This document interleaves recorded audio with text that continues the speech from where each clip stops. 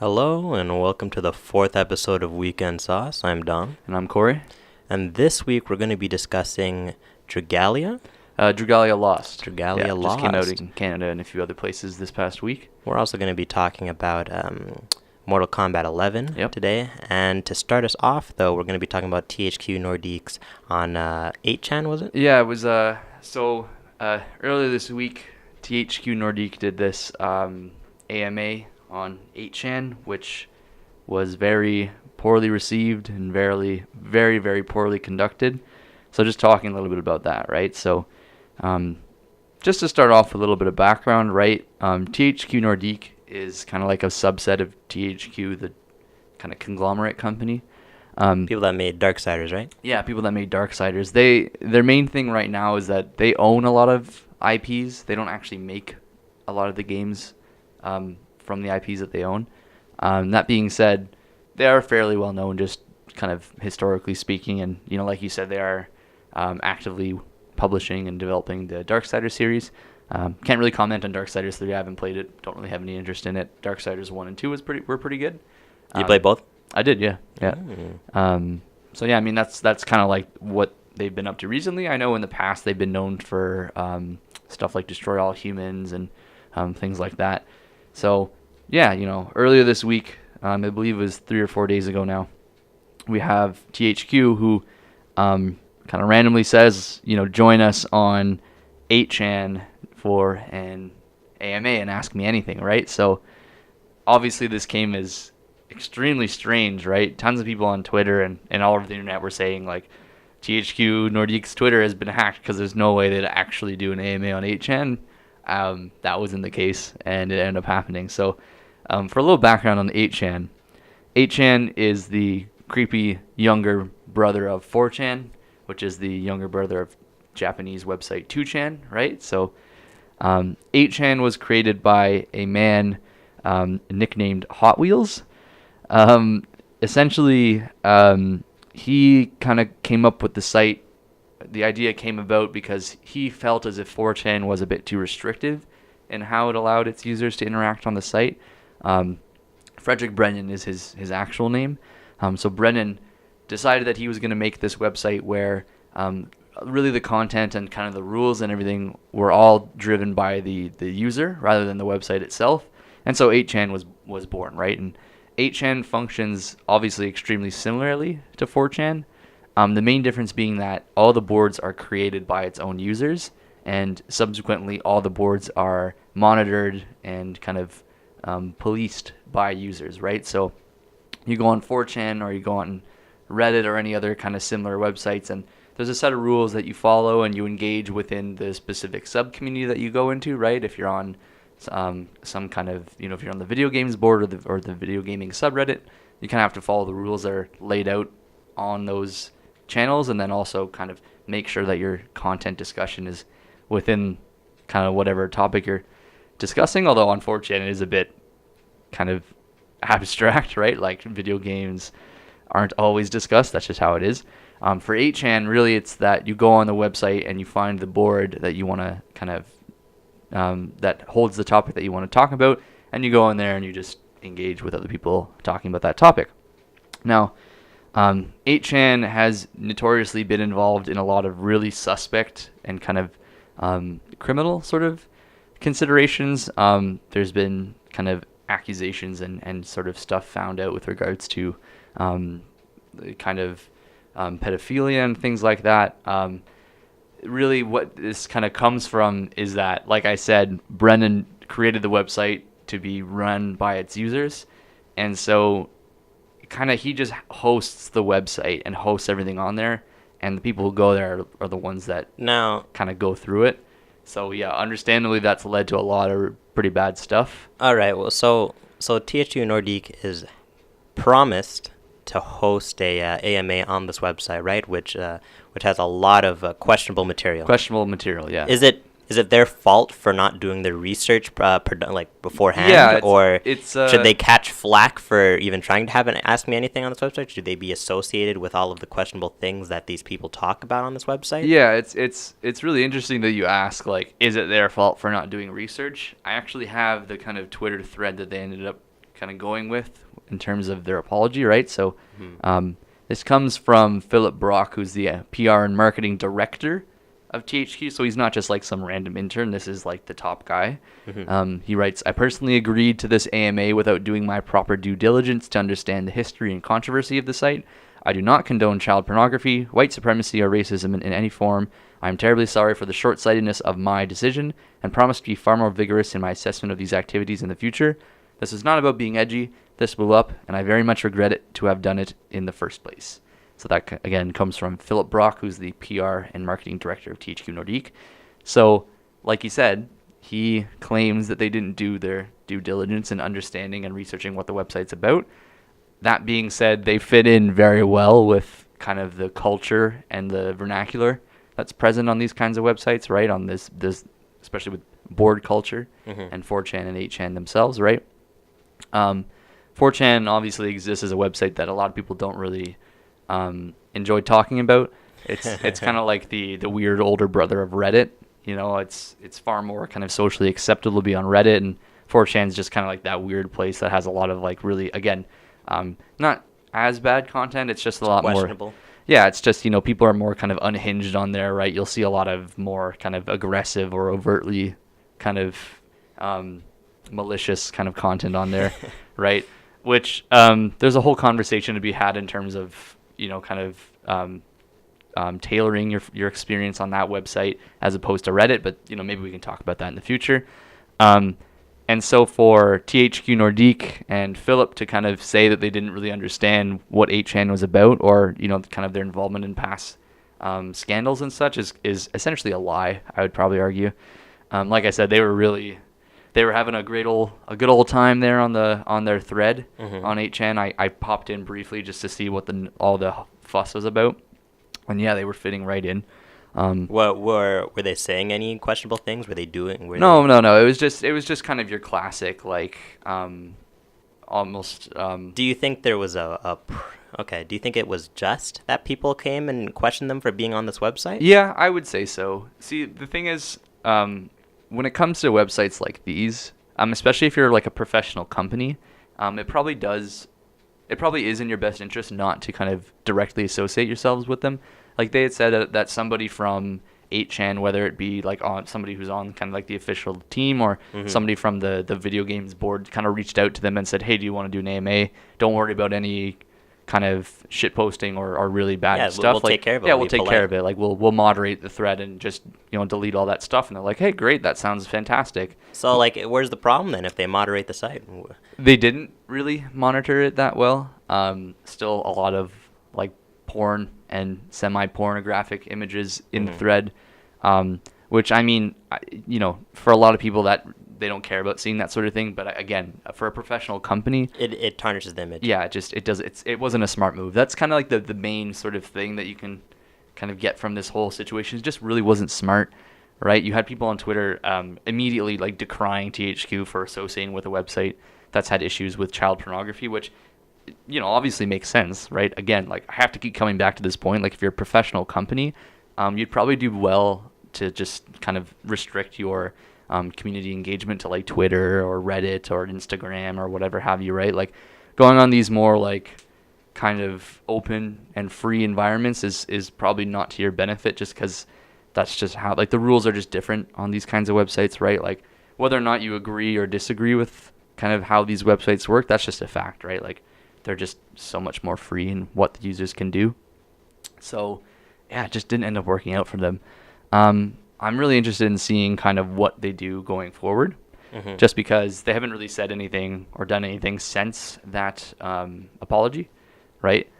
Well, I feel like from now on, right, they're just going to do their due diligence. They're just going to actually just research what the website's about, right? Yeah, but it's like, even as you say that, it's like you have to assume that they knew what they were getting into, at least to a certain extent, right? Like, I do think that they had to. At least a little bit, right? Especially as it was going on, right? As you're saying before, if they're fitting in, right? That means that they expected it, right? Yeah, they kind of, like, listen, I have a pretty low opinion on a lot of companies just in general, right? Just their ability to mess up so profoundly, right? You would assume that these giant mega corporations. Well, I mean, I don't know if THQ could be considered a mega corporation, but like Slightly less. yeah, you know, these companies that have like dedicated marketing kind of departments and all this, and especially for companies that involve digital media, right? So video games, movies, television, whatever have you, right? These companies that put out products or services that really do involve being on the internet, you'd assume that they have awareness of these types of things, right? It's not just like, hey, this random website that a lot of people go to is like contacting us for an AMA. Let's do it. Sounds like a great idea. It's like, well, no, like they didn't just do that. Like obviously they said, you know, hey boss, like 8chan is asking us if we want to do an AMA. What do you think? And then Philip here said, okay, we'll do it, right? And for him maybe what ended up happening is, I don't know. Maybe the person in question knew what 8chan was, and right, and maybe he convinced his boss, right?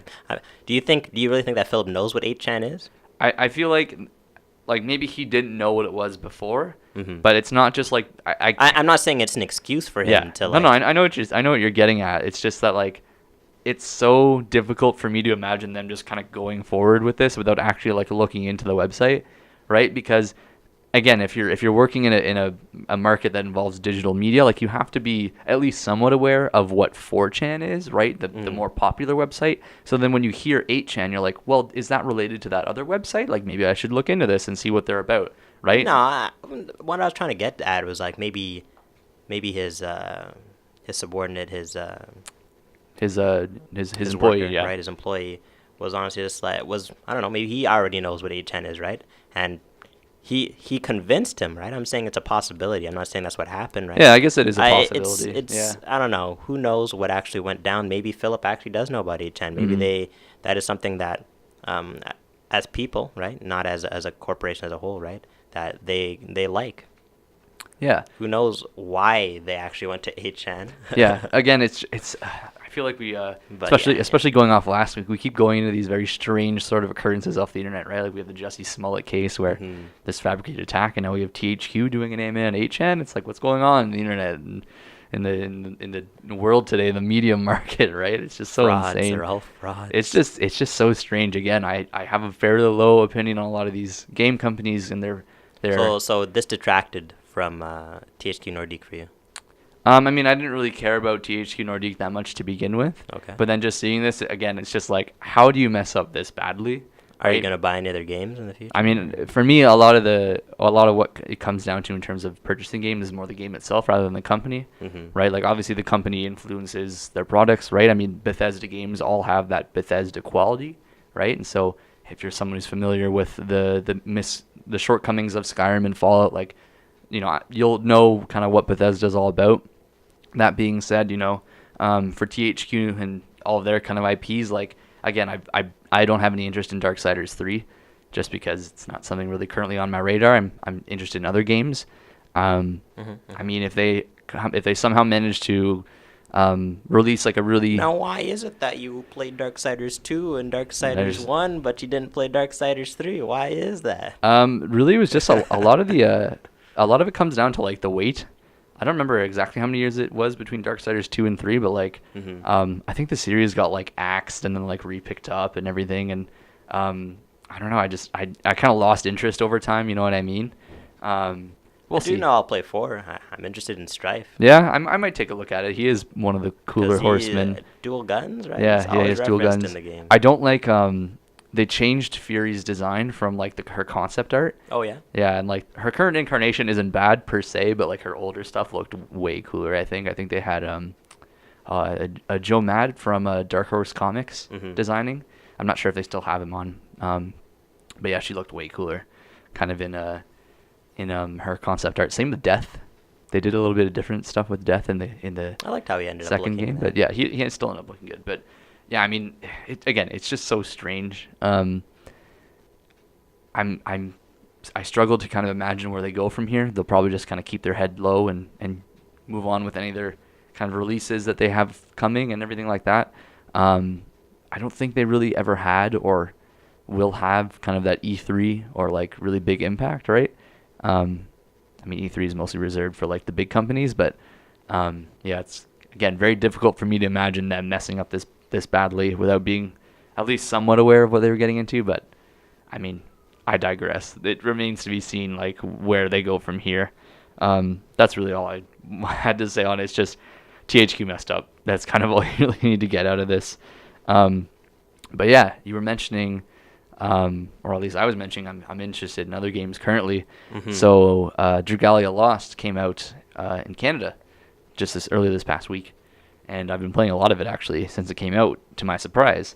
Now, before I just kind of get into it, I wanted to hear what your kind of general thoughts in terms of mobile gaming, right? So, historically and even today, a lot of people don't really consider mobile games as video games at all, right? They just say, oh, they're just time wasters, they're not a real gamer, all that sort of vernacular. So what are your thoughts on mobile games? Like, how do you feel about them? Okay, how I feel about them in general is I do agree that they're time wasters, but at the end of the day, that's what technically like all games are, right? Yeah. You're looking for entertainment, you're looking to pass the time, right? So mobile games do fit that need, right? Mm-hmm. I generally though like associate it with a negative connotation because most of them are very like it's based on money, right? Yeah. The whole concept of it, like energy, right? You only have a certain amount of actions, right? Yeah.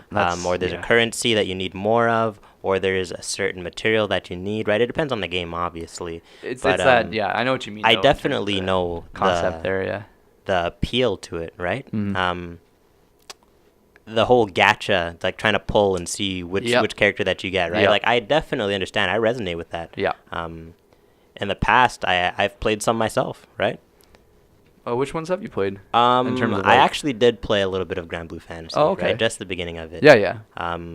But it actually works on your browser on your computer. It does, yeah, Yes, it does. Yeah. Because Dragalia Lost is made by the same guys who do Grand Blue Fantasy, Psy Games. They also do Shadowverse, a few other things as well. They came out with I also played Brave Frontier, but different time. Yeah, different time. But yeah, Psy Games has kind of been like really known for their mobile games and stuff. Shadowverse obviously is like the Japanese Hearthstone, right? Grand Blue Fantasy is, is definitely one of the kind of bigger mobile kind of gacha games alongside Fate Grand Order. And yeah, now they've partnered with Nintendo for Dragalia Lost, which did. Oh, they partnered with Nintendo. Yeah. So that's huge. yeah, Wow. that's why I was kind of more interested in it, right? Because I like Psy Games. Recently I tried getting back into Shadowverse, but it's not in a good place right now. That's a different conversation. But I've always been into their games and kind of their IPs, and one thing I've really liked kind of over all of their games is like they transfer stuff, right? So actually, it's really funny for Dragalia Lost because they just came out with a character named Albert, the Levin Saber, and he's in Shadowverse, and he's from Grand Blue Fantasy as well. So like, if you're a fan of all those games, like you just kind of see them getting put to each game, which is pretty. Well, that's nice though. Pretty funny to see. It links them. Yeah, no, it makes sense, right? Like you kind of have those characters that like people obviously know and love, and you just keep putting them over. But yeah, Dragalia Lost, made by Psy Games and Nintendo, and it's really interesting because it is like a gacha mobile style game, right? Where you roll. You're pulling. Yeah, exactly, right. It has more gameplay. You know what I mean? Like. So what separates it? So the way it works is that you have a team of 4 characters. And so they have all their equipment, weapons, and they're called worm prints, which is basically just like their accessory. And then their dragon, because the main thing is that the main kind of story, as it were, is that the main character can forge these pacts with dragons and then shapeshift into the dragon that he forged a pact with. I like it. So like in terms of pulling, the things that you can pull are characters to play as, dragons to shapeshift into, and then accessories as well. Do your followers also turn into dragons? Yeah, so you have, like I said, the team of 4, and they each have dragons. So like you have your leader character that you start off as, but you can switch between them on the fly, and it's like a real time kind of like action type game. Like you get put in these like little mini dungeons, and you just go around and you're killing those. Is it? Would you say it's like a high maintenance one, or is it one that you can just leave like on autopilot? It's a bit more high maintenance. Yeah, like when you're in the dungeon, you can turn on like auto mode, and it'll just do it for you. I never do that myself. I just play through them, so you can obviously just kind of like let it sit back and let it do its thing. Yeah. Sometimes you got to do that, Sometimes you just got to do your daily. it is how it is, right? But yeah, it is more intensive in terms of like what you're doing, and apparently I haven't gotten to kind of like the end game yet or anything like that, but it gets a lot more kind of intensive in terms of like your considerations and stuff too.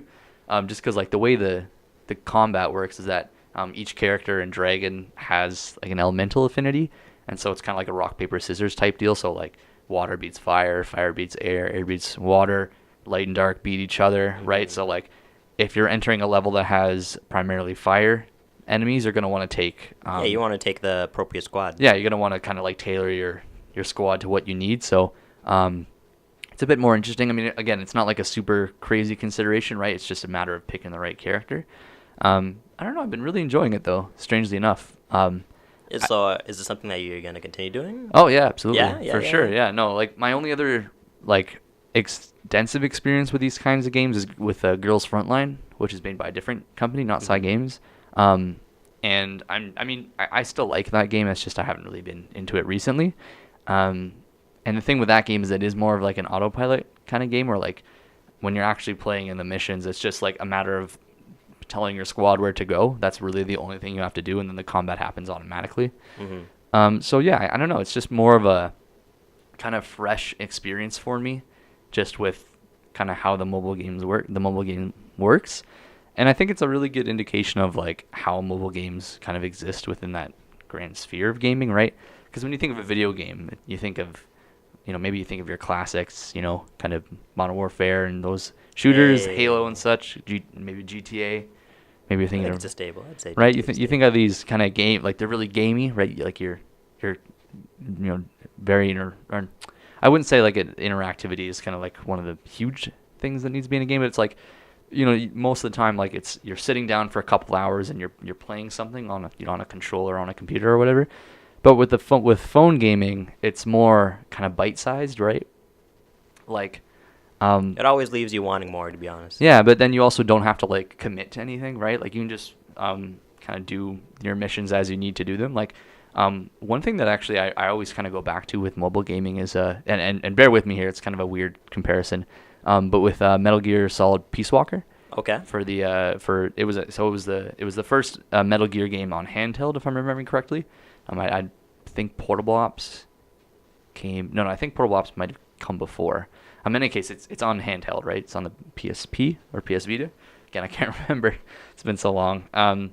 But when kind of talking about Peace Walker, Kojima was saying that really he had hoped to kind of design it so that you could, play a few missions kind of on your way to work when you're on the train or, whatever it is that you commute with. And then you wouldn't have to like sit there and like commit to it like every other Metal Gear game, right? Because, you play any other Metal Gear Solid game and well, aside from 5.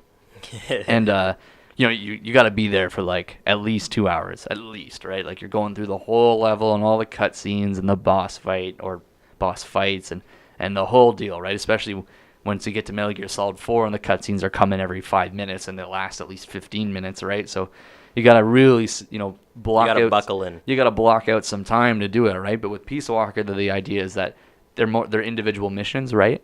So that's kind of what I always come back to with these mobile games, right? Because for me, that's kind of what they're all about, right? When I was really into Shadowverse, not right when it came out, it was a bit after. It was just kind of right after their first expansion. For me, it was always like I was still, I still had a long commute to class and everything and to work, so I would play Shadowverse on my way, right? Just while I was on the bus or on the train or whatever. And it was nice to just be able to kind of get my dailies done on my way or to and from wherever it was I'm going, and then if I wanted to play a bit more and kind of go through ranked and everything, I'd come home and do it, right? I'd sit at my computer and play on Steam. So I feel like that's kind of where a lot of these games end up. You did mention like the whole idea of like resources. Mm-hmm. That's kind of just unfortunate, just with how it is. I mean, you can't blame them, right? Like they have to make money somehow, which exactly. I understand. It is unfortunate. I mean, Dragalia Lost does a pretty good job with how they manage that. Like every time you level up, your resources get filled or refilled. Yeah, and most of them are like that. Yeah, like it. I don't think Sorry, go ahead. Okay, I was gonna say like I think a good mobile game, of course, it'll always have the option for you to pay money and for you to get more pulls, more chances at the monster or creature, the 5 or stars, person, the 5-star that you the really big want, rares, right? yeah, the big rares. But I think that you don't necessarily have to. If you don't have to spend money on it, right? that's a huge positive point, right? Like when I was playing Brave Frontier, I did spend money on the game, right? Yeah. As But long as that's you're not a only whale. because As long as you're not a whale, right? I was just heavily invested, right? Like Yeah. the game was good, and I wanted to actually just pull some more, right? Like it's not to say that I didn't have a solid team, but as long You as just wanna- like you you just just wanna put in the keep work, going, yeah, and you could see like your gains, as long as it's not far away. It's so far away that you can't even dream of the time that you're gonna be able to level up your monster or evolve them or get the certain material, right? Yeah. I don't know if it's just me, like, and I've been lucky, but like in terms of Dragalia Lost, like I haven't spent any money on it. Again, it only For came now. Well, for now, yeah. It only came out like earlier this week, so I think like Tuesday maybe. And I've already gotten like a fair amount of 5 stars and stuff, right? Like, both adventures and dragons, right? So I have enough stuff where it's like I'm invested in like wanting to make those, like to improve those ones and then also keep getting more, right? And I mean, yeah, I'm probably gonna play it for a little while, I think. One thing I really like that they just came out with actually is they have a raid in the game. Oh, okay. They have Yeah, raids too. it's their version of raid, right? So every mission that you can do in the game is you can do it in co-op. Mm-hmm. Okay. Yeah, because normally, like I said, you have yourself and your team, which is 4 characters, 3 AI. If you do co-op, it's just you and 3 other human players. Okay. Are they in the moment, or you just borrow their avatar, I assume? Oh, no, it's in the moment. Oh, okay. Yeah, Wow. it's in the moment. And it works out really well, too, because co-op uses a different resource than solo play.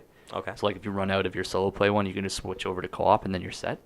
And you don't have to, like, put the game down for, like, an hour or whatever. And, yeah, so the raid, basically the way it works is, so it's 16 people. It's not actually 16. I haven't gotten to, like, the last... There's 3 difficulties of it. I haven't gotten to the last one yet. I just don't have a high enough level character yet. But for me, how it is now, it's the 16. It's 4 people and their like team of AI, right? So 4 people and then kind of the rest is all AI characters, which is it's still fine, right? I imagine it might be a bit tough for like a mobile game like this to have 16 players all running around doing their own thing, which I don't know the specifics about that, but I wouldn't be surprised if that was the case. And yeah, it's pretty interesting because like it's just a big boss fight, right? It's not hard. It has its own kind of drops and its own kind of pulling roulette that you can do, and it's really good too because it actually gets you a lot of like really useful stuff in terms of like upgrading and like resources and everything. So like it gets a bit grindy. Like I did that for I think like at least an hour and a half today, just straight over and over again, pretty much. Well, that's just part of the nature of the game. Yeah, That's what you got to do yeah, sometimes. pretty much. Yeah. But yeah, I mean, it wasn't. I still enjoyed myself, right? Which was obviously is the main hope when you put a game out, just in general, is that people are enjoying themselves. So you're saying Dragalia Lost, is it gonna contend with Grand Blue Fantasy and FGO? Do you think it will?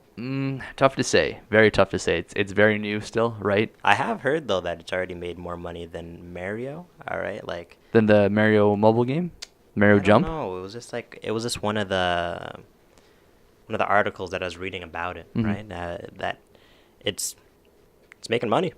Yeah, it's making money. I wouldn't be surprised. I know. You mentioned FGO. I think FGO was either the highest grossing game in Japan or like at least one of the top ones, right? Like FGO like makes a lot of money, right? So I don't ever think that Dragalia Lost will be able to kind of beat them out for that title, just because Fate Grand Order makes so much money, just because Fate is a beloved series, and if you're into Fate, you're kind of on a drought in terms of content. Is there an Animal Crossing on mobile or no? There is, yeah. It's the campsite version. So I think it's made more money than the Mario version that's on your phone, right? Mario and Animal Jump, Crossing. Oh, that's interesting. So I think those are the 2 games that it's actually doing better than. That's interesting. I'm not really. I only played the Animal Crossing mobile campsite version for like a few days. I kind of got bored of it. It's not really the same as like an actual console or like legitimate Animal Crossing title. So I only gave it a quick shot. But yeah, I mean, like games like Dragalia Lost and again all these kind of gacha style games, like they're just kind of designed to make money. It's just the nice thing about Dragalia Lost, it has a bit more gameplay for you to like focus on. So I don't know. Again, like it's a very consistent recurring theme for us, but I'm very interested to see where it's going. just because, like I said, it only just came out in Canada. So now that we get to take part in all these developments, maybe we'll get to see where they go with it. And yeah, hopefully, I hope it lasts for a good amount of time, just because I'm enjoying myself with it. So I don't know. You make me want to start it, but yeah, here's the issue. You know, once you're in, you're never out. Hey man, we can do co-op for sure. Like, let's do it. I'm absolutely down. Actually, geez, one of the things we forgot to mention at the start here was the Pokemon. Oh, the Pokemon information. Yeah, that's I don't know. so That true. slipped my mind. Yeah. You know what? All right. We got to talk about. We got to talk about. We got time for sure. Sword and Shield. Sword and Shield. There we go. Yeah. Okay. So, well, let's start with this. Your thoughts on our new starters? Well, none of their designs really jumps out at me. All right. I don't know. I feel like after a certain generation, most of the designs of the starters have just gone down straight, right? You think so? Like, is that a general sense, or like I feel especially for the starters, or? I just feel especially for the starters, right? Like, the last starters that I thought, I just looked at and I was like, wow, like, high potential, you know what I mean? Like, I think like these look cool. I'm not, of course, we can't tell with evolutions. We don't know what the final evolutions are going to look like, right? That's my thing too, right? Like, I don't want to make a quick judgment before they're actually all out yet. So. But I mean, like, black and white, weak starters. They didn't look that great. I agree. I mean, even their final forms. I mean, their best one was what, Embor? Yeah. Was that? Yeah, that was in black and white. Embor was, yeah. He was okay. Another fire fighting. I hope that trend stops also. Yeah, well, actually, it's funny that you mentioned that. So some of the kind of rumors and debate that's been going on for the starters is what they'll end up as, right? So, in case you don't know, the starters are Grookey, which is the monkey grass type. Mm-hmm. Like, looks like a monkey. The chameleon water type, which is... Is Sobble. And then Scorbunny, which is the fire type. And so the Japanese name for some of these starters kind of, at least people have said, has revealed what they'll be. So especially so Scorbunny in Japanese, I don't know the actual name, I can't remember, unfortunately, but apparently has a kind of a pun on fighting or anything? In relation to electricity.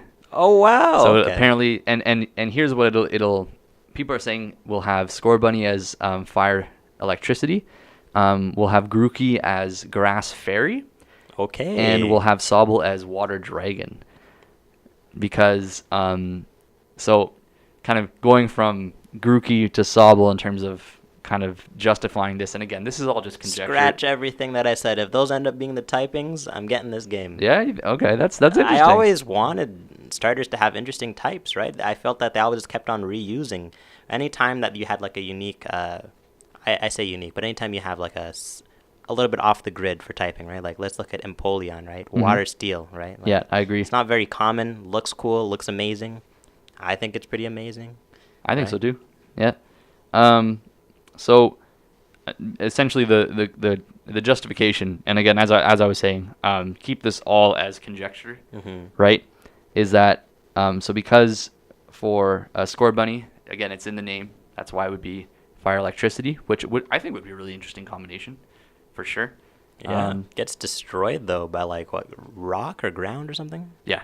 It would get wrecked by ground. Yeah, we'll see. We'll again, if these end up being true, we'll see how they work kind of in game, right? But in any case, so for Grookey, people are saying grass fairy because they think it's going to evolve into some kind of like cheerleader looking Pokemon. Again, I'm pretty sure the monkey that's a cheerleader. You know what? There's a garbage Pokemon. You know what? Like, honestly, let's go. and that again comes from the Japanese name for it because it has again kind of like a pun in relation to cheerleading. I don't know the specifics. My Japanese isn't that good, so I can't really comment on the legitimacy on that. That's just what I've seen on the internet. For me, when I saw that, I looked at. I'm looking at Grookey right now as well, actually. But the stick that it carries. Yeah. I mean, you could consider that as like a baton, right? Right. So maybe it's not that much of a stretch, but we'll see. And then for Sobble, it's just because people assume it's going to evolve into some kind of Loch Ness monster looking Pokemon, like very kind of like elongated and everything because it looks kind of like a salamander right now, but they say it'll turn into more like a dragon. Okay, I have a question for you. Yep. Let's take out the rumors and conjecture, Mhm. right? You have to pick one of these starters. Which one is it? Without knowing anything Without else? knowing anything else, just looking at them. Probably Sobble. You're taking Sobble? I've been a water guy since day one, right? Squirtle. I picked Squirtle at the start.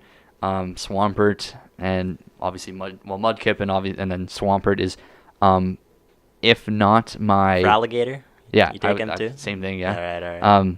But yeah, Swampert is either my favorite Pokemon or at least like in my top 2, aside from like Gengar maybe, right? So... I don't know. I always like swapped, right? Like, at first it was like all straight fire, right? It was like Charizard, Typhlosion, Blaziken, right? Yeah. Like those 3 staples to me at least, right? Yeah. Then when it came to Gen 4, I kind of went. I like all 3 of their designs, and I stayed away from the fire type. I like Torterra and I like Empoleon equally. Yeah, no, they were all really good too, I thought. I'm not a huge fan of Infernape, but I do. He's definitely my least favorite. Out of the 3, yeah. But Torterra is fantastic, and Empoleon is fantastic as well. I'm that old head when it comes to Pokemon, you know. Nothing past Gen 5. I mean, I'm not gonna disagree with you on that, but I do know that is almost kind of like a restrictive sort of opinion to have. But in any case, you know, I'd probably pick Sobble. So what do you think? What's your favorite, at least as they are now? What do you think? As they are now, I don't like any of them, but I guess I have to go with the grass starter type. I think he looks cute, you know. He's got something going for him. Yeah, or she, you know, who knows? Yeah, well, that's the thing too. A lot for, like we mentioned, you know, like we haven't seen the full evolution. Grookey, yeah. Because like the initial kind of stages of all the starters are meant to look a bit obviously like more cutesy and stuff, right? Which is not. I mean, I'm down for cute Pokemon, but like when I look at starters, I'm like, where's it gonna end up? Yeah. I'm like, show me where it's ending up. Show me the edge. Yeah, show me the end, man. Show me what I'm getting myself into. So I don't know. It remains to be seen about kind of going forward and what they do, but that's just the starters, right? We have a whole new region. Yeah, a whole new region for Pokemon. The one I believe they said is based off of the UK, and I mean I can see that it's very industrial looking. With a lot of kind of plains and open fields kind of on the side. Yeah, and this one's way more detailed than past Pokemon. Yeah, the environment's using really, the power really nice. of the Switch this time. What do you think about that? Do you think it's a good move to go from, usually it's a handheld game, right? Series, but now we're moving on to the console. Switch console. I definitely think it's a good move. Absolutely. I mean, you got to think about it like this, right? The Switch very much has been the console for Nintendo putting out new installments of their main IPs, right? We have Mario Odyssey on the Switch, did extremely well. Breath of the Wild, Legend of Zelda, did extremely well. Smash Ultimate did extremely well, right? So what's left? Pokemon. I agree with you. Maybe I'm missing a few. The problem that I think is that what always made Pokemon so great was its accessibility. Now, I'm not saying that the Switch is not a popular console, right? It's just that most of the time it's been the DS. Most of the time it's been the Game Boy, right? It's way cheaper than the Switch, right? And it's more accessible, I feel, right? Yeah. No, there's definitely a point to be made in terms of like pricing and everything, right? Because the fact that it is a console game, it means that it's going to be like $80 as opposed to like, I don't know, like 50 or 60. That it usually is, on the 3DS, right? And the fact also remains that you have to buy a Switch to get it, which Switches are, you know, standard console pricing, right? And again, like I said, it is a really good move in terms of kind of getting hype for it. But if you don't have a Switch and you're really into Pokemon, you're kind of out of luck. But let's. I hope they really do take advantage of the extra power that they have. Yeah, right? I do too. I think they can go. We've already seen that the graphics and the detail has gone way far and above what we're usually used to. Far and above, yeah. I remember me being just impressed when it came to the 3DS, right? X and Y, or even Omega Ruby, Omega Sapphire. Yeah. You know, Sun and Sapphire. Moon was. Sun and Moon.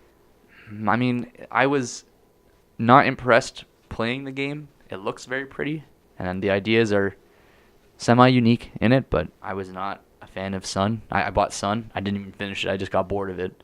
I couldn't make it through. Pretty much, I just couldn't. I don't know. I just saw what it was about, maybe again, I'm an old head. I saw there was no gyms. I saw that there was trials. I saw what is it? Omega Beats, or what is it? What are they called? Ultra Beasts. Ultra Beasts. Which I thank you vehemently do not like. I agree with you I on was that. just like, this ain't it. And that's not to say that I don't like new additions to New the game, ideas, right? yeah. Like I liked Mega Evolution, right? Mega Evolution's was great. cool, The in my opinion. the Alola regional Pokemon. Oh yeah, right, even like the different forms, the differences and stuff. Sandslash. That's what. Yeah. Yeah, also Vulpix as well. The Vulpix. Yeah, Yeah, right. Like these are great ideas. Yeah, absolutely. It's just like playing the game was obviously different than like looking at what they're doing with it, right? I do hope that they keep a lot of, or at least some of the stuff that they tried out with Sun and Moon, right? Like the regional variants would be interesting to have still. I wonder if they're going to keep the Z attacks there, the ultimate attacks. Z attacks. Yeah, I think those are pretty cool actually. I kind of like them. They look fantastic, obviously, especially like the ones that are restricted to like a specific Pokemon, like the Snorlax one and the Pikachu one. They're just hilarious to look at. I mean, they do add another layer in terms of the more competitive side of Pokemon, which I'm not, like, I've never been into that. I don't know a whole lot about it, so I can't comment, in a legitimate way on that, but it is another layer to consider, right? Kind of along in the vein of Mega Evolutions. So, I mean, we'll see. Like, one thing about the Switch that I'm excited for is or at least I'm interested to see if they're going to bother including is that kind of like Street Pass type thing, right? So, with your 3DS, you have Street Pass where you walk past somebody with a 3DS and you kind of link up. I got to wonder if they're going to do something like that with the Switch. Okay, that would be fantastic, right? But, like, at the end of the day, no other game with the Switch has ever had Street Pass, right? It's so that's why weird, I hope though. they take, like, a different avenue. Maybe you could pass by people, like, real time in the city, right? Like, sorry, not IRL, like in the game, right? In the game. You end up finding other people that are playing the game, and you're able to meet with them, right? Or you're able to do more activities with your friends besides just setting up a lobby and having double battles, or even just versus your friends. Maybe there's going to be contests that you could do with your friends, right? Like, I feel like there's a whole avenue that they could take using the power of the Switch, right? Like, they don't have the same tools that they did with the Nintendo 3DS when it came to Street Pass, when it came to anything like that. They also don't have the that. same limitations, though. Exactly. Right? So we can go way further. At the end of the trailer, there was kind of like this stadium that he walked into. Yeah, the guy he was wearing a looked uniform, like kind of even like a FIFA uniform or seriously, something. I don't know. Like a bona fide like sports league for Pokemon, which I'm down for. Like, sure, right? let's do it. So I think the sky is the limit. Well, obviously, the limit's the Nintendo Switch, but the sky is the limit. In terms of ideas, for sure. I gotta wonder, maybe too, like they'll do like some kind of app for it, right?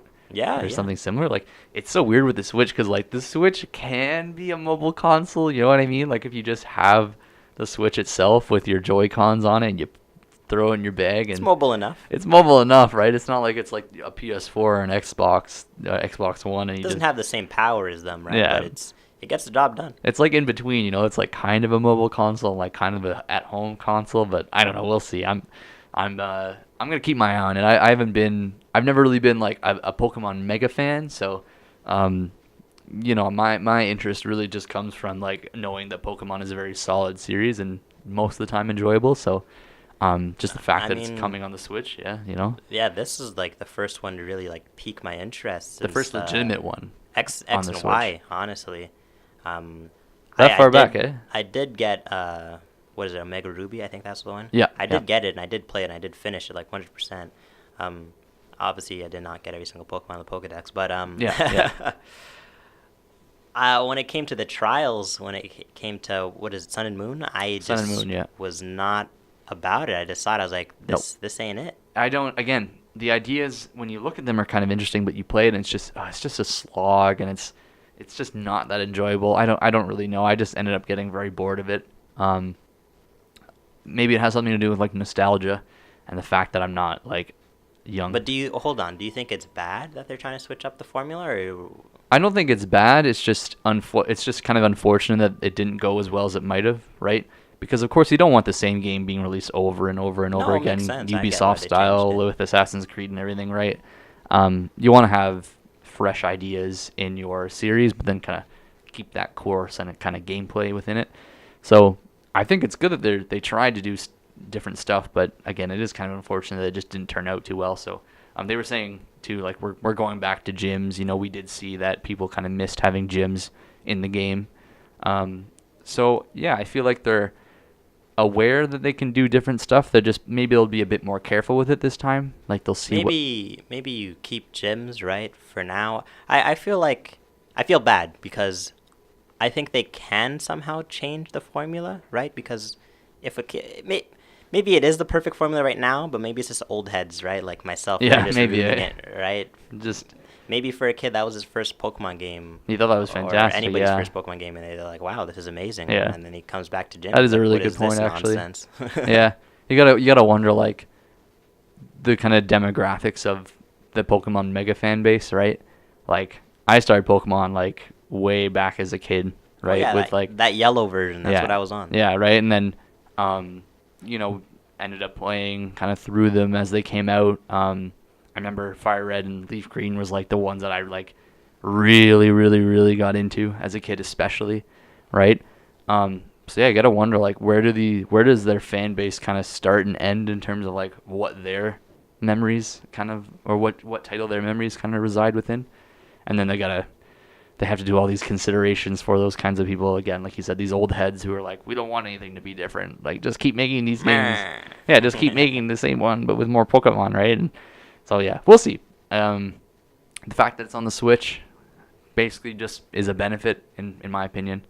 So yeah, like you said, the sky's the limit, right? So hopefully, I trust that Nintendo and Game Freak and everybody can do their best, and I don't think it'll be a bad game, but maybe just not as great as we might hope, but we'll see.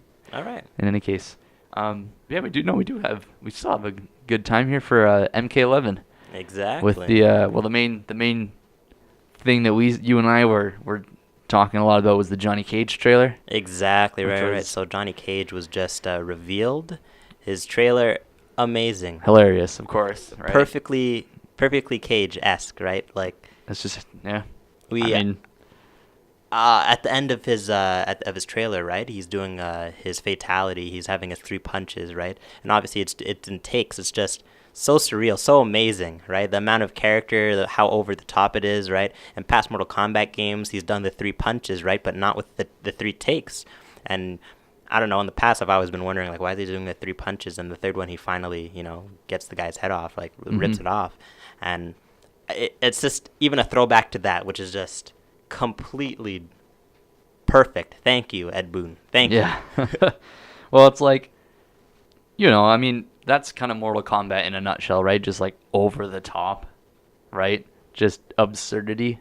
That's just how it has been, right? Ever since back in the day, arcade cabinet Mortal Kombat, right? It was this edgy alternative to like Street Fighter or anything else, right? You'd play it because it has all this crazy, wacky stuff going on, and especially back then, right? When you had the actual like motion capture characters like doing all this stuff, which is hilarious. And they've only gone up since then, right? Like Mortal Kombat kind of had its resurgence with Mortal Kombat 9. I think you could argue, right? So that was when they had their X-ray attacks, right? So yeah. You remember?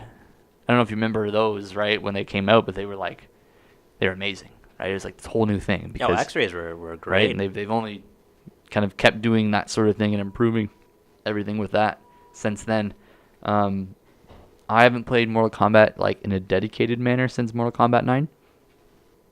I'm so far pretty interested in Mortal Kombat 11. I skipped over 10 just because I just wasn't really in the kind of mindset to like commit myself to a fighting game, right? Because like I would never buy a fighting game unless I was like actually ready to play it and like learn. You have to be diligent, right? Because like, otherwise you're just gonna get mucked. Yeah, seriously, like you don't play fighting games just to like go through the story and whatever. It's like you play to go online and like smash guys, right? So right now I'm very much considering Mortal Kombat 11. On one hand, I really do like what they're doing for new characters and stuff. They're reinventing the look. Oh, sorry, new characters. Sorry. Oh well, that too. I was gonna say that too, like the fact that they have these old characters that they're bringing back, but in kind of like a fresh way. Have they done any new characters? I think only Geras or Garrus. I don't know how to say his name. The guy in Control Time. Yes, him. Yeah, I don't remember how to say his name either, but yeah, I think he's the. No, there's the oh no, Scarlet. No, Scarlet's from Scarlet's been in the game. Yeah, yeah, I guess him. I guess he's the only one at the moment at least, unless we're forgetting somebody. But oh wait, I'm searching up here. I think we got Chronica, who was a new female character. Oh, is she the bald lady? I think she I imagine might she'd be the bald but lady. Don't quote me on Yeah. that because I've not seen gameplay of Chronica. Yeah. Okay. But yeah, is there anybody that you are looking forward to be in the game or? Listen, Mortal Kombat 9. My guy was Smoke. Okay. You know, I brought the smoke, right? Where there's smoke, there's fire. Yeah, and I love playing Smoke, and I know that the timeline and everything in Mortal Kombat's a bit weird right now, so I don't know if it's possible for him to come back. Well, they're playing around with time. That's right? what I'm so saying. Yeah, that's what's gonna amazing. say, like, I don't know where it's at right now, but the fact that they're doing all this crazy, wacky stuff with time, yeah. like, I assume that they could bring him back. Oh, definitely. They Right? have Jade, who's this weird Zombie, zombie looking, yeah, shade thing. I Yeah. don't know, but she's doing some cool stuff. yeah. I was always a Smoke guy. Ermac, for sure. Love me some Ermac. Her max lit. I think he's just really cool as a character too. Like, he's this conglomeration of all these souls that Shao Kahn had trapped into this body, and then there's the Kitana's father, like, takes, at least in his ending in the arcade mode, I believe it was, he takes over and, like, he is Ermac now, right? It's almost like a FMA Brotherhood, right? Like, that whole, like, I don't know why I didn't make that connection until now, actually, but with Hohenheim, but yeah, was really into Ermac. Tremor. Tremor. I was really into Tremor back in the day, and when I saw they brought him back from Mortal Kombat 10, I was like, oh, that's really cool. They brought him back. So I'd play him for sure if they put him in the game. I was thinking about that actually as well for Mortal Kombat 11 because they had a lot of new characters and they, like, brought a lot of characters that hadn't been in games for a while. Right? So, like, you know, is Kotal Khan gonna be in Mortal Kombat 11? I hope so. I think he was pretty cool. Like, I have not played Mortal Kombat like any time seriously. Like, I don't even think I've really owned any of the games. Okay. I've played, I think, 10. I played Mortal Kombat 10 the most. It's not to say that I don't play fighting games. It's just that I've never had a deep interest. I've always watched tournaments religiously, right? Yeah. But I feel like this is a good time for me to really jump in and get into it. I like the way the game looks. Mm-hmm. It's pleasing. I like the way it seems to be playing. There's 2 resource bars, offensive, defensive, right, based on what you need. And I think as much as in the past I've always hated looking at Johnny Cage being played, right? Like, this is a character that kind of speaks to me in a It's just how he is, right? Like, again, that whole concept of, like, absurdity and taking things Gladios is so obnoxious, but just, now he's him, just man. That's the him. next level. He's got to be in his, like, 40s at this point in game, right? He's literally just like this old dickhead actor that also knows how to fight, right? Yeah, they're selling it. They're selling it really well, for sure.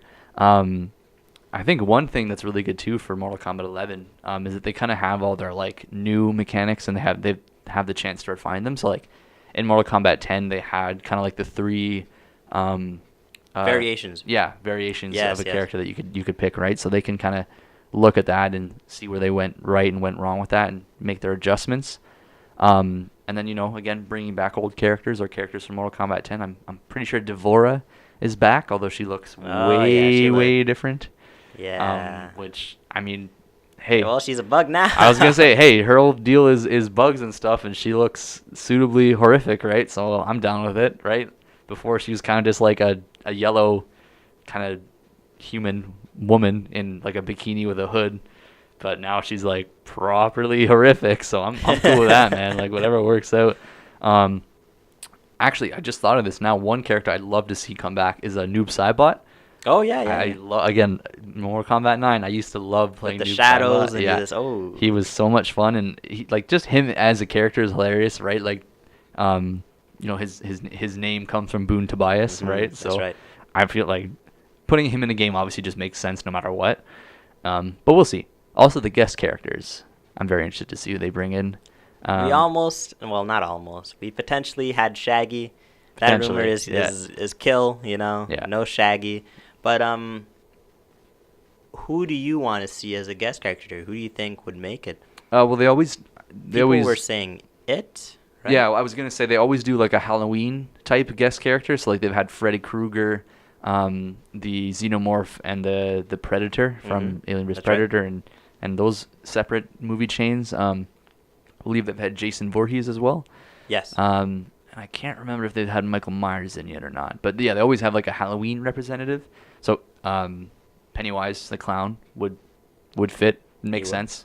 I wouldn't be surprised if that's that movie pretty recently, like a year ago. The new It came out a year or two ago.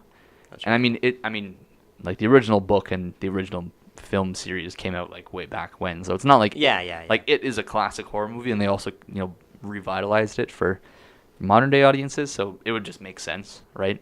I think that's a pretty good chance for Pennywise to get in. I mean, in terms of like other characters, like they've had different stuff kind of over the years, right? Like they had oh no, Negan was in Tekken. I was about to say Negan. No, Negan was in Tekken. They've had I think they've had Spawn in before. Or no, Soul Calibur. Soul Calibur had Spawn. I would love to see Spawn. Jeez, I'm mixing up my games here. This is not great, but I think some kind of comic representative would be interesting. Or wouldn't that be more fitting though for Injustice? Oh my God, if they had Spawn in Injustice, I would go running by the game right now. Yeah, I was so disappointed with Injustice 2 when they revealed Atrocitus, because I love Atrocitus, right? I'm very specific for what I'm into for DC. Like I'm really into Teen Titans, and I'm really into Green Lantern stuff and all the other Lantern kind of stuff that they have, like the Lantern lore and the other colors of the rainbow, right? And I love Red Lanterns and Atrocitus. So what happened in this game? Why? Was it Atrocitus? His form? Was it he his didn't voice? He didn't look great. He didn't sound great. He didn't play that interestingly, right? Like because I don't know how much. Like, do you know a lot about like the extended Green Lantern kind of universe, so to speak? I'm not big on the extended Green Lantern universe, but I do know how Atrocitus plays in Injustice 2. Yeah, because like the way it works is that the other colors of the emotional rainbow, because they're all based on emotions, right? Like red is anger. Red is anger, right? And Atrocitus was like the first Red Lantern, and so he was like essentially the main embodiment of anger, right? So he was just this absolute like juggernaut of a character who could just go around and do all sorts of crazy stuff. Like he could vomit up blood that would burn people, stuff like that, like boil people's blood, just crazy stuff, right? He kind of uses blood, right? It's just not as graphic as you'd imagine it to be. That's what I mean. Like spitting on people, it's kind of like this little like. It doesn't look that great, which is why I was disappointed.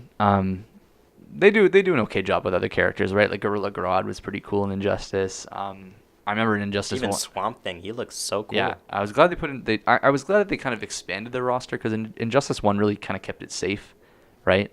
In Injustice 2 they did a bit more with it, which was interesting. But in any case, I think Mortal Kombat could pull from some kind of comic representative, be it DC or Marvel. I would love for just a straight Marvel game that's like Injustice, like that would just be fantastic. Just because superheroes, right? Yeah, I guess we have Marvel vs. Capcom, but the last one. We don't talk about Marvel vs. Capcom. Infinite, we don't talk about Marvel vs. Capcom. That's a rest in peace. Yeah, but I want a 1v1 game, right? I want to. Yeah. Give me that. No, I think it would work well enough. I mean, Marvel, they're too big to fail at this point, right? So, it's not like they would probably do okay if they made a game like that. So I don't think you're wrong. It's just whether or not they'll do it is a whole other question. Who do you think they'd put in for guest characters though, or who do you think would be interesting? Who would be interesting? Funny thing is, I asked you that question. I never even thought about it because I wasn't really focused on guest characters. I think I was just more focused on the main roster, original roster who I want to see come back. Right, like Kotal Khan is really cool. Maybe Bo Raicho. I think Bo Raicho would be a good inclusion. You get Bo Raicho. Sure. I know the Drunken Master variation was like a meme. It was just so bad, but there's just something so funny about like him drinking, and if you drink too much or even just normally, right, like your character throws up, you're stunning yourself. Yeah. It's not even worth very it to finesse really based, right? This variation. But I think it would have to be something recent, something that came out. I don't know what film came out that they could pull from. That they could pull from. That's like a fighter. Yeah, well, a lot of the kind of action movies that ended up coming out, or at least that are culturally Well, like, are they successful, gonna are get, like, Alita. hey, maybe that'd be interesting. Alita. I mean, I'm not gonna say I'm against it. I don't have any gripes against the film. It was an okay film, but different subject. Yeah, I guess we'll see. Like, I'm gonna keep my eye on Mortal Kombat 11 for once, because like I said, I didn't really have a whole lot of interest in Mortal Kombat 10, but I'm very much down to get back into the swing of things, right? To actually like play the game and hopefully get good at it. They're going another level when it comes to, again, animation and even just effects, right? I don't know. Have you read anything about Geras, like, and what he does, like, with his time? Yeah, I have. Like, that is completely insane. Yeah, no, absolutely. Like, how he's able to... Okay, how about you explain it? So the main thing I saw was that he can take away from the timer of the match. That's right, yes, so, he can do that. I don't remember how much it is, like, in terms of seconds, but, like, I mean, just picture, like, you're fighting against a guy and you have, like, maybe a little bit more health than him, then you just end the game. Or you just end the match and you win, right? Yeah, like, he also... just do it. Like, I don't know if it's, like, another variation or something, but he also has the ability to, like, take his health bar, right? I don't know how many seconds it was before, and his position, and just, after he just whipped him, he's like, well, we're doing that again, so he just goes back. He gets back his position of where he was. He does, like, an echo thing? Yes, yeah, okay. yeah. Echo from League of Legends, yeah. Right? And he just says, well, we're doing it. We're going all over let's again. Run it back. Right? Like, let's run it back. It's fantastic. That's hilarious, yeah. I always love when games kind of mess around with their mechanics like that, right? Like, instead of just, like... They weren't afraid. They weren't afraid. They said, we're going to do it. We're going to mess around with expectations. I always love that. I think that's fantastic. I'm interested. Yeah, for sure. I'd like to see more new characters and what they can do, but that remains to be seen in terms of what they're going to come out with. I'm sure they'll have something at E3, so that'll be something to look forward to. I mean, E3... I think I just really hope they have more interesting characters like the new ones that they have, right? I remember Ferritor and Mortal Kombat 10, right? Like, I thought that was a cool design of two characters kind of combined. You know? Yeah. So, again, keep the creativity flowing. It seems to me like they can do nothing wrong. But I hope that this time they release the song that they go with the trailer. Oh, yeah, That's one thing. I hope they release the 21 Savage song. All right? That song, I was a bit weirded off by it when I first saw the trailer, but now I like the song. Please release the song. It was funny in the trailer, especially because it's, I don't know, it was very strange to see, but yeah, it did grow on me. I actually saw an edit. Immortal, let that go. I actually saw an edit of the trailer with like the original Mortal Kombat theme over it. It still worked really well, actually. Yeah. I'd definitely check it out. Any final thoughts on Mortal Kombat then? Or? No, nothing else. All right, fantastic. Well, I think we're out of time here for sure. Thank you so much for tuning in this week. We got YouTube, SoundCloud, Twitter, all that great stuff. So check us out if you're Please interested. drop the subscribe, the follow. Absolutely, and, yeah. yeah. All right. Have a good day. Take care. Thanks.